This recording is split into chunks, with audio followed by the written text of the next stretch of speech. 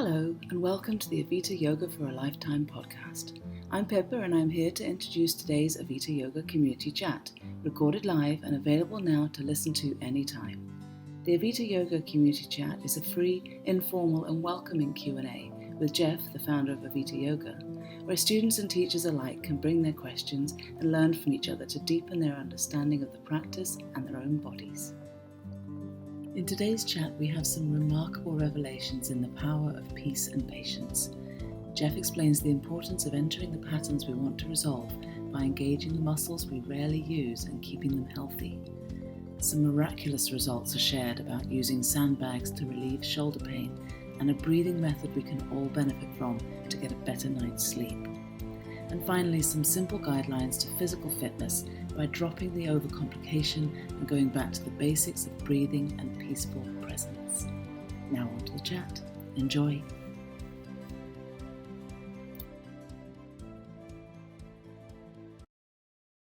Well, for some reason today, I just had a really, I think you and maybe one or two other people signed up. So I'm not sure.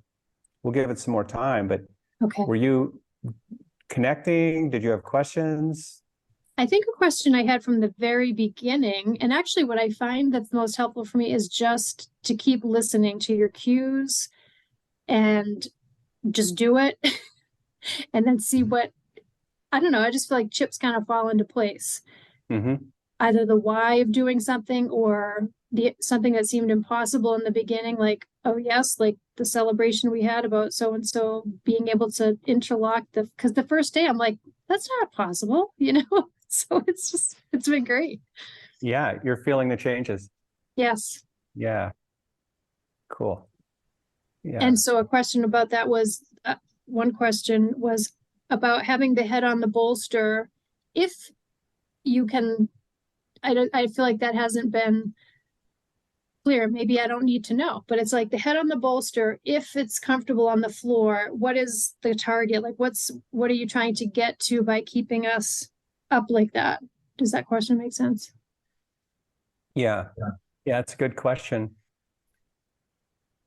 You've been in the practice long enough to notice how we change the bolster. Sometimes I'll put it right on the back of the head so the neck isn't. Mm-hmm. And so we work at getting flexion into the neck, Mm-hmm. into the cervical spine, which is actually almost as hard to do as it is getting flexion into the lumbar spine. Mm-hmm. Because the neck and the lumbar spine both are lordotic in nature. Yeah. And we've kind of been programmed to hold ourselves in that curvy shape and support Mm-hmm. it. There's lumbar supports and all kinds of things like that. And so part of it is conditioning, and then part of it is just the nature of the structure, because so much of the movement in both flexion extension of the neck and head, and rotation happen in the first one or two vertebrae, just beneath the skull. A whole bunch of it happens there, and then a whole bunch of it happens down between C5 and T1, further down in the neck. Mm-hmm. So the middle part of the neck, where most of the vertebrae are, don't move that much because so much of the movement is happening on either end. Mm-hmm. And so we will specifically target that. I'll say, put the prominent part of the back of the head on the bolster, bring the chin in, feel the curve, and then roll your head. So you roll the chin toward the shoulders. So now you have the muscles engaging that both flex the cervical spine and bring the rotation. And for most of us, we're not going to get a ton of movement there. Right. The cervical spine, a PT once told me, begins to degenerate after age 20 because it just doesn't get the pressures, it just doesn't get the use. And so almost everybody who would end up getting an MRI in their 40s, 50s, 60s, there's going to be cartilage loss and stuff there. And oftentimes it's not that big of a deal. But the idea is that when we support the head like that and do those specific movements, we're targeting the muscles, we're putting the compression in places where it's going to be very helpful and where it doesn't always come. It's so similar to the work we do for the low back. Yeah. The second part of that is, this is an idea that I learned in Rolfing school, that sometimes we have to go into the pattern. So now this is addressing the big fear that we have about all the closure that can happen in this front part of the body, around the front of the neck and the shoulders and the chest collapsing in because of our driving and the way we type at the computer and hold our phones, and all that is just closing in, and that's usually why people think, man, why so much of that? Well, in Rolfing school, I learned sometimes we have to go into the pattern to unwind it. So we befriend it. We let the nervous system unwind around it. We go into it instead of in a stressful way where we're using our fingers and talking on the phone and we're unconsciously in it. Now we're in it in a very restful way. So we go into it. We often do the strap work, which simulates that a little bit. And what can I say? But sometimes going into the pattern helps unwind it. And then, and you've seen, we do a lot of thoracic opening stuff as well, because we ultimately want that range of flexion and extension in the thoracic spine and the neck. This is strange, but my daughter just told me she was listening to a podcast, and it was something like, when you find that you have too much to do, like you're stressed, you've got too much to do, a suggestion was to add something else to do. Like totally counterintuitive, but it's almost like what you're saying. And I don't know the context of this whole podcast, but it was something like that, like where it was like, if you're really in your joy doing it, you kind of like, actually, I've got plenty of time. But anyway, I think interesting connection there. Yeah, that's kind of wild. I never really thought about that. Add more to the load. If you feel and I don't know what that's about. Yeah, we're probably taking it out of context, I hope. Yeah. Yeah. Hi, Mary. Hello. And you're multitasking. I certainly am. And I'm doing all the neck things as you're talking about. All right. Yeah. Something that's always struck me, that you make us floint and point our toes and flex and stuff. And when those cramps are in there, sometimes they stay for a really long time. Like they don't seem like they're ever really going to go away. Mm-hmm. I don't know. I guess it's just, you just always want us to stay in it, right? Yeah. No matter what. Let's talk about that. So when you say a really long time, Mary, are you saying pretty much for the duration of the exercise? Well, yes. And then it recurs time after time? Recurs maybe after, later. Then if I do it again later, like, in 15 minutes, it goes to full stabbing much more quickly and stays there. And because over the years you've always said, just hang in there, I just do, but it just seems really counterintuitive. Yeah, I know. It is very counterintuitive to go into the painful places. But I would say whether it's a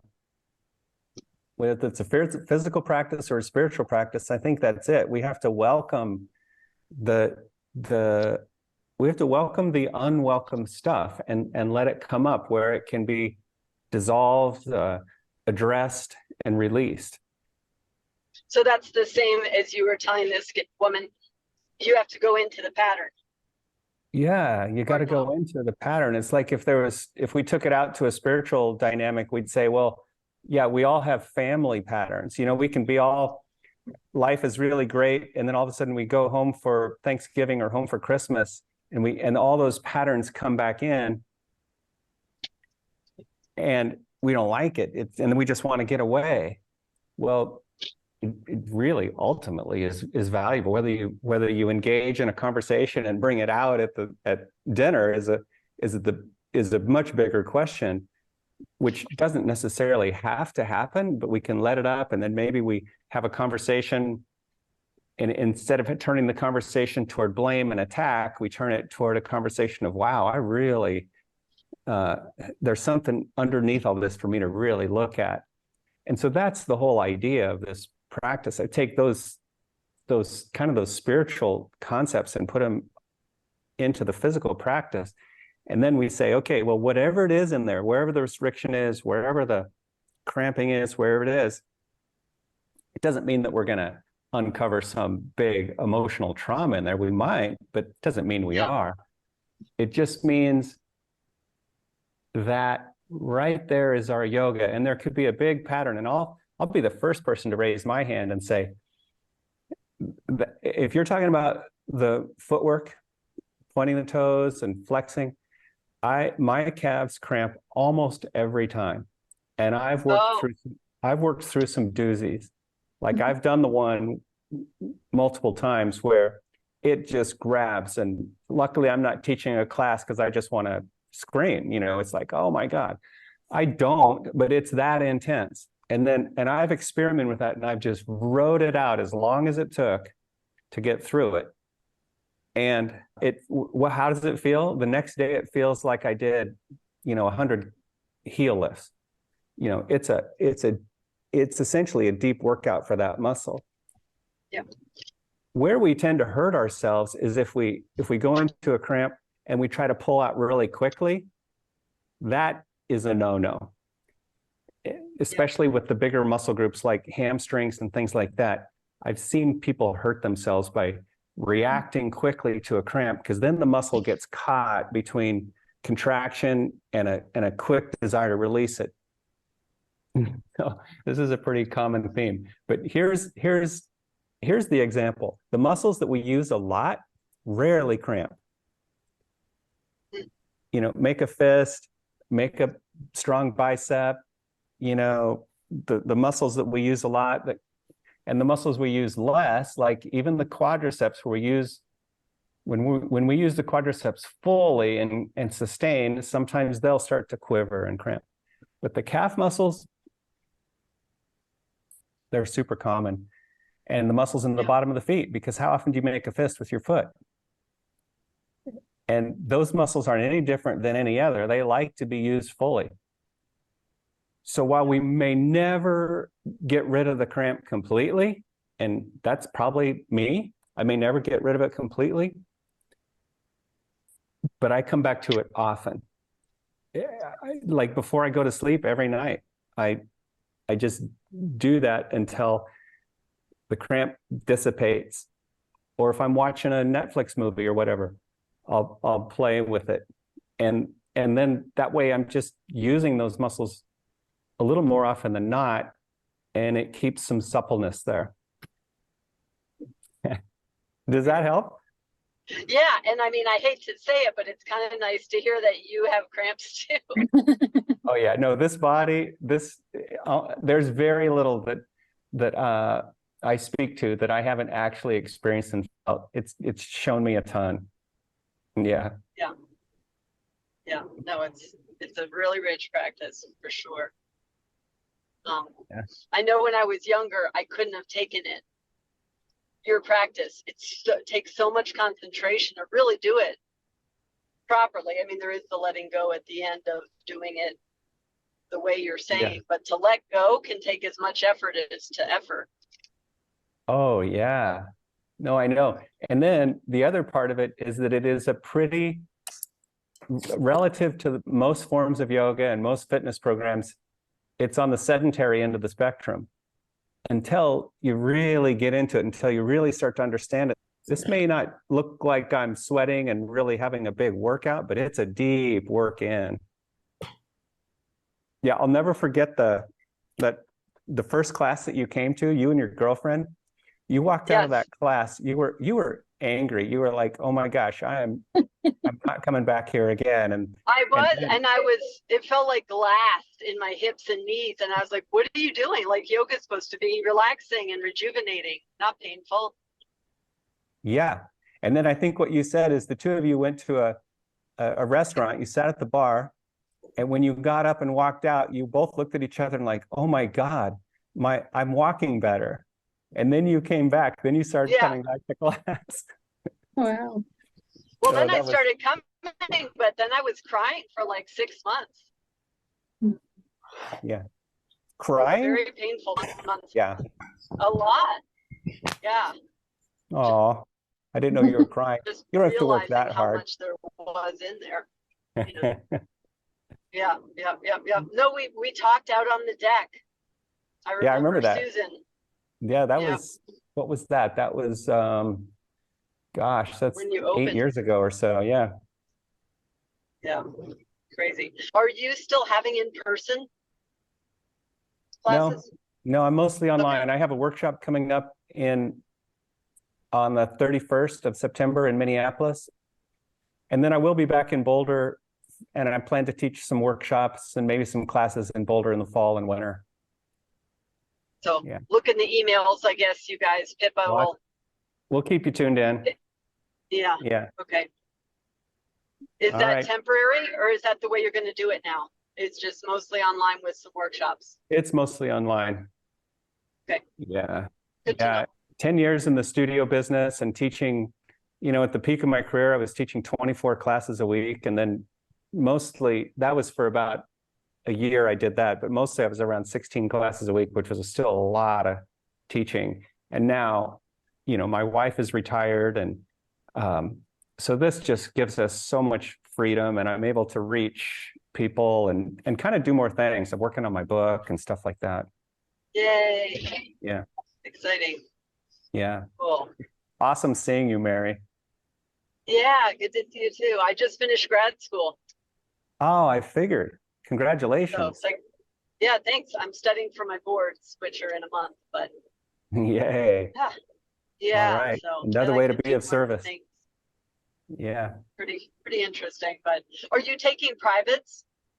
I do privates over Zoom, and then I'll do privates if you want to connect when I'm back in Boulder. Happy to do that in person. And then also sending patients your way, Yeah. No, the Zoom private works really well.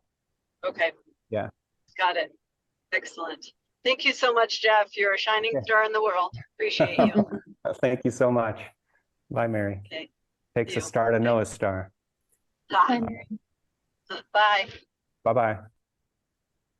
Hey, Beth. Hi. I'm glad I got to sneak in here, even though I'm late. Yeah. How's it going? Going good. It's going good. It's really rather miraculous, I think. It is. There are some things that I still need to work on, of course, and some things I can't do, but wow, the progress recently, sleeping with sandbags on my shoulders has made a huge difference. I don't know how long that's been now, maybe 6 or 7 weeks. Mm-hmm. It's amazing, the difference.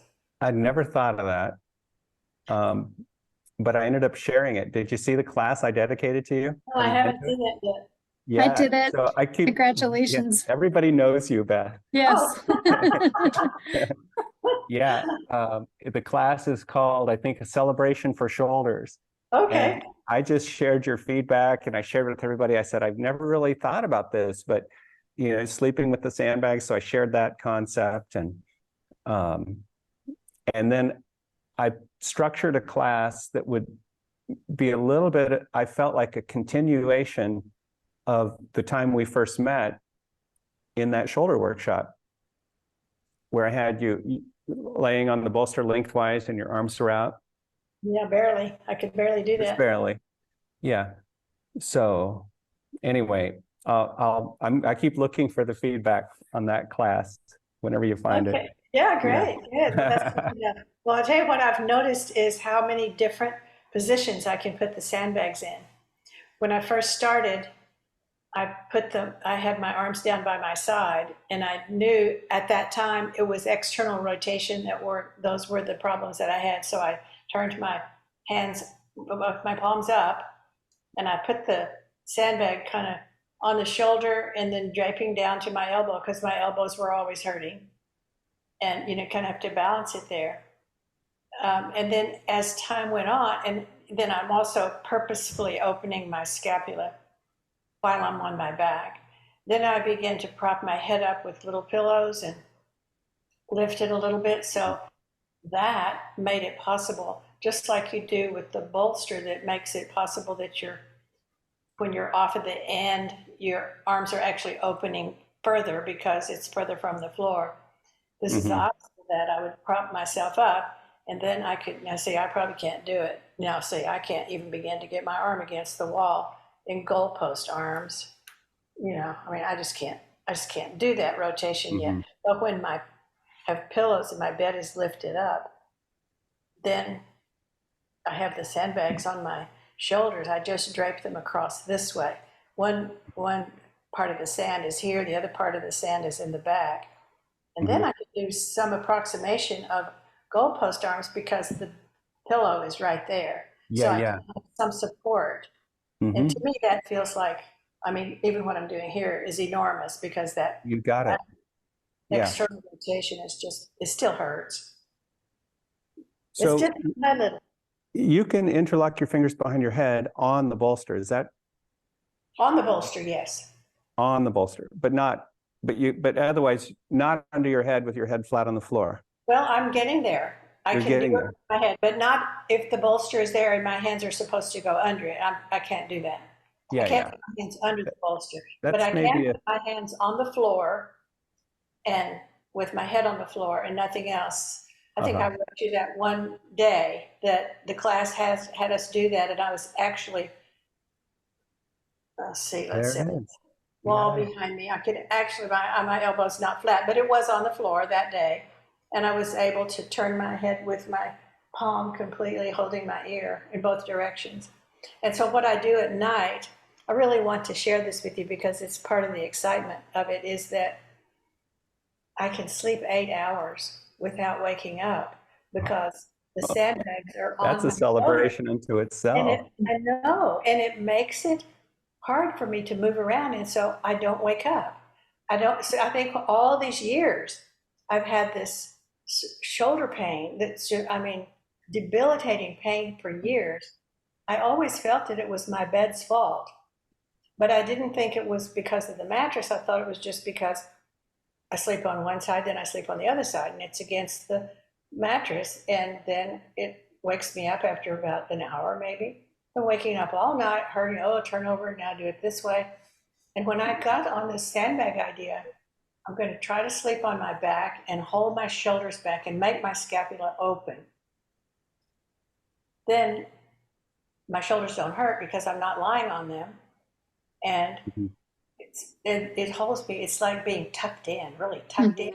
And so I don't want to turn around because it's hard, you can't really turn on your side if you've got a sandbag 10 pounds on the other shoulder. Yeah. And so I wake up and there's the clock and I think, wow, I was asleep for 8 hours. And it's almost exactly like I go to bed at 11 minutes after, and then I wake up 8 hours later, 11 minutes after. It's like my body has been trained like a dog, sit, stay.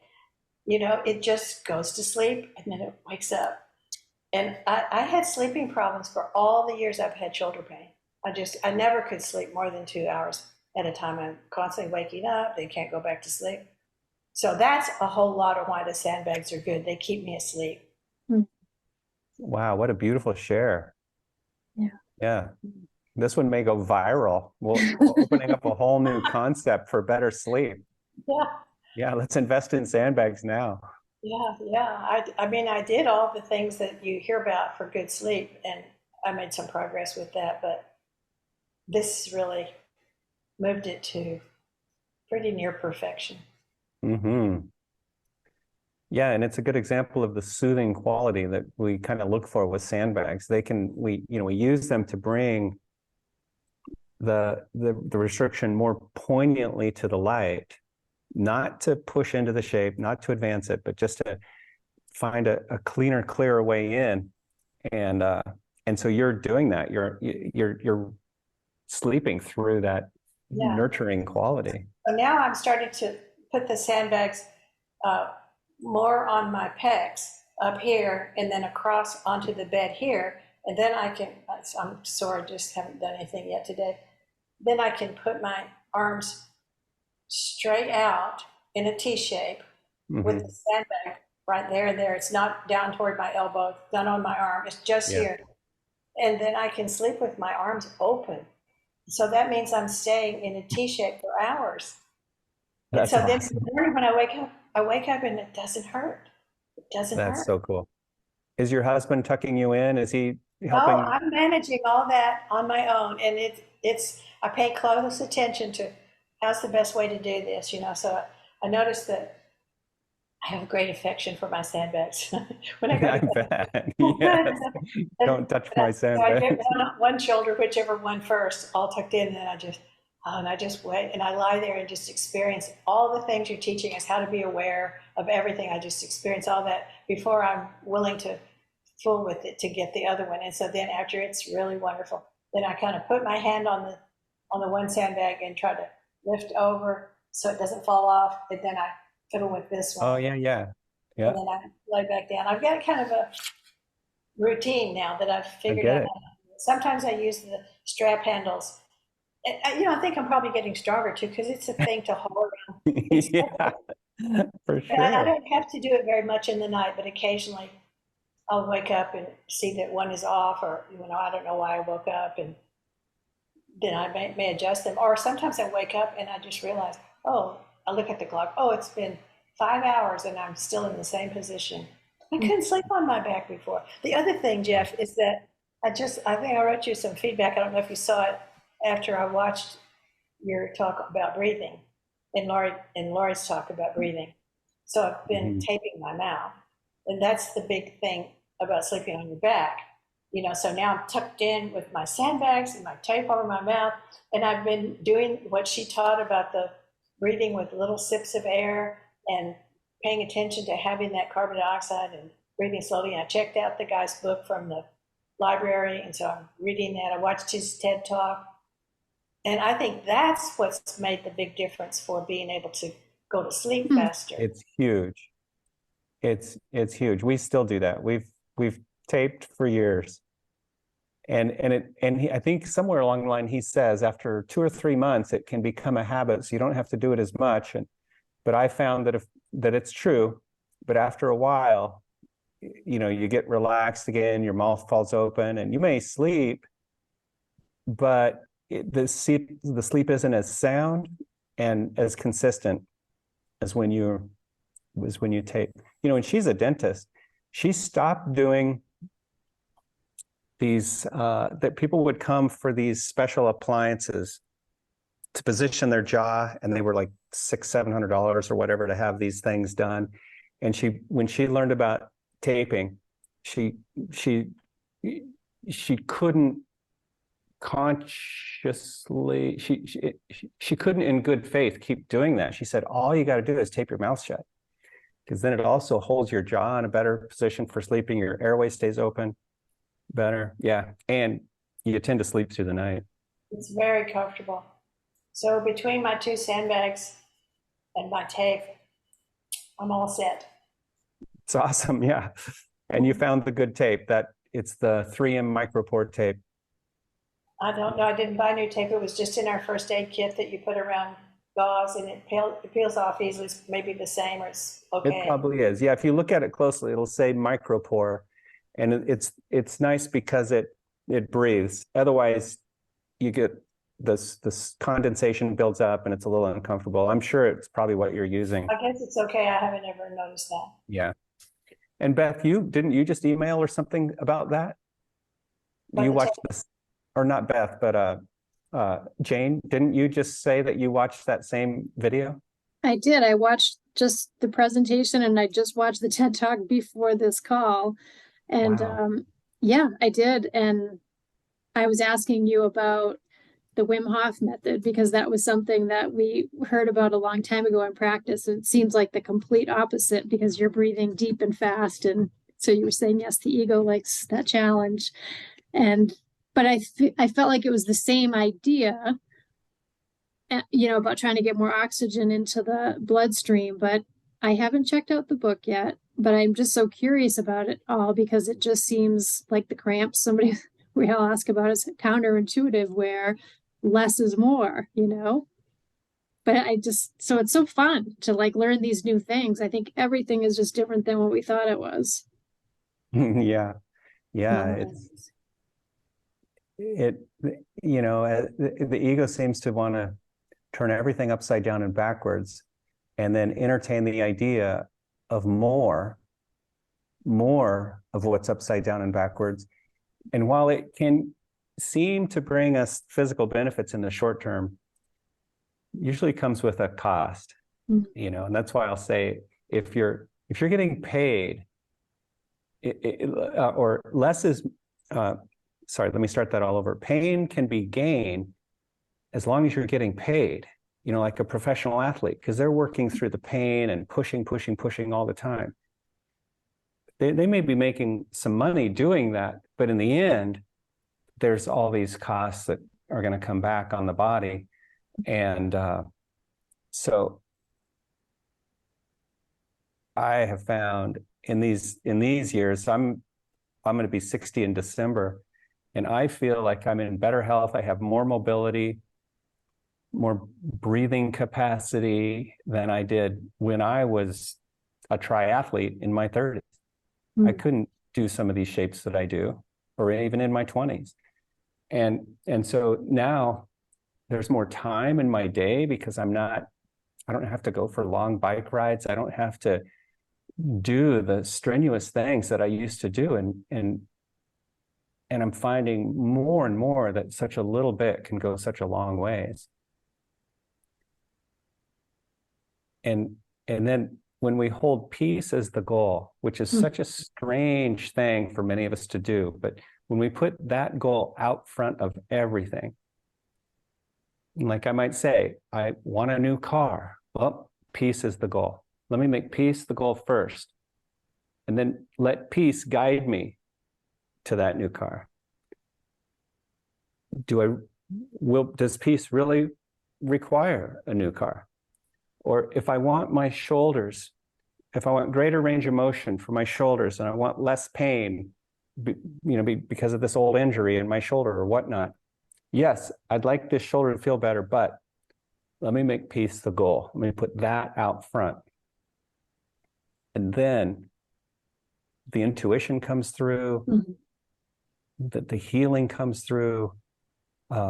We develop a natural sense for patience, which Benjamin Franklin told us is truly a virtue, to be deeply patient. The results come quickly. In fact, there's that line in the Course, right, Jane? Infinite patience brings instant results. I know, that's my life lesson. Patience does not come easy all the time. Isn't it funny?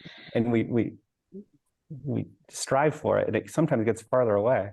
I feel like I will want to rush sometimes, or like hurry up. And yet if somebody tries to push me or hurry me along, look out.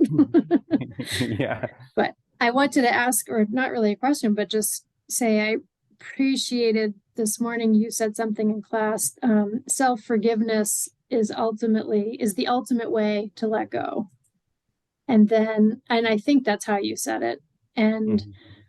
And then I was so happy that we were sort of seated or something in a position where there was nothing to say for a minute, because I wanted to either pause or just it was perfect, because I just really wanted to sit with just what you said. And Regina, who's the founder of Awakening Together, she had a definition of forgiveness that I had been working with that I resonated, which was to let the meaning that you've given be undone. And I know there are different ways to look at what the definition or the meaning of that word is that can be helpful at different times. Like for me, sometimes it's just let it be. But that one was really good. So I was sitting there thinking, okay, self-forgiveness. So whatever it is that needs self-forgiveness, like to let the meaning be undone. And then you said is the ultimate way to let go. And it just made so much sense. And it just brought this like peace, peace of mind. Yeah. I'm not sure I've ever said that. That just dawned on me in the moment. So thanks for reflecting it back. Yeah. Right on. Self-forgiveness is the ultimate letting go. I just love so much that is the leading part of this yoga. and I used to teach something a long, long time ago, and I was never really passionate about teaching, but the whole purpose was for peace of mind. And I'm like, there's got to be a way to just make that but I didn't really know how to bring it. And so I just love how this yoga is everything, all in one. And maybe it's a question like, this is all I do, and then maybe walking. And so you were just mentioning about how little it takes, really. You don't have to ride your bike a million miles. And, does that feel like for physical fitness enough? Like I walk maybe a mile or so or three, and this practice a few times a week. Yeah. Beautiful question. How I've answered that for myself is that whatever I do physically needs to be sustainable, right? And especially at these years of our lives. And more we're finding the ramifications of pushing, especially in these years of our lives. So I can't push and have it be sustainable. I can't go for a 60-mile ride every day and sustain that. But I can go for me on a bike ride about an hour, and then it becomes no longer joyous. 1 hour or less, I can go out. It seems like a very sustainable thing to do. I breathe only through my nose. Those were my two big takeaways from the Buteyko breathing method. After studying, reading the book and everything, I simplified it down to tape your mouth at night, breathe only through your nose in all you do. Okay, that keeps it sustainable. If I go for a hike or a bike ride, even when I ski, I like to alpine ski, lips together at altitude. And then you stop, you rest when you need to. And if you incorporate this into your daily life, it seems like the chemistry and the cellular metabolism, all that adjusts like he talks about. If you're used to pushing yourself, then it's going to take a little while to condition yourself to slow down until everything reorganizes around breathing less. So all these things are coming together here as we wrap this talk up. But that's one really good way to keep whatever activities you do for fitness sustainable. Lips together, breathe through your nose. And then after a while, that becomes quite enjoyable, which is part number 2 to whatever I do physically. It's got to be joyous. Yeah. You do what you love to do because it's joyous, not because you have to. Yeah. So, yeah, one of my favorite things to do is go for a walk. We have a nearby park here, and so we just walk around this lake, and we get to practice enjoying a walk. It's a beautiful thing. Yeah. Anything else, Beth? Well, I would just say that always in yoga classes my whole life, I could never get the breathing in and out and which thing you're supposed to do when you're breathing in and which thing you're supposed to do when you're breathing out. And I could, if the teacher some teachers are very good at telling you that every move, but not all, not very many. But it was still hard for me because the thing you said in that talk is that that's related with stress. Like he talked about in the TED Talk, this sort of, you have to take a breath now. And it's every meditation guided thing starts that way. Okay, let's all take a deep breath and let it out, and now another.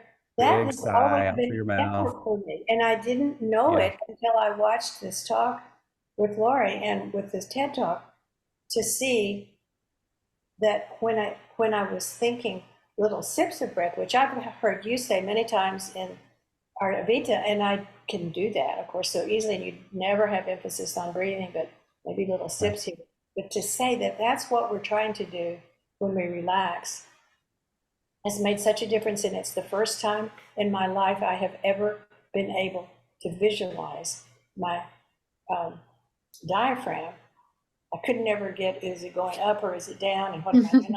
It's like all this coordination thing. And this one now, all I did, I mean, it's like transformation suddenly after watching that talk, is that I bring the air into my nose, and of course my lungs are filling, and so it's in my belly. It's just like I don't have to think, is it my chest or is it my belly? And I'm also finding, because he emphasizes the diaphragm instead of belly breathing, I think of it as higher. And then whenever I'm holding it and then ready to let it go, but not to make a big breath and not try to get rid of all the carbon dioxide, I just see the diaphragm just moving.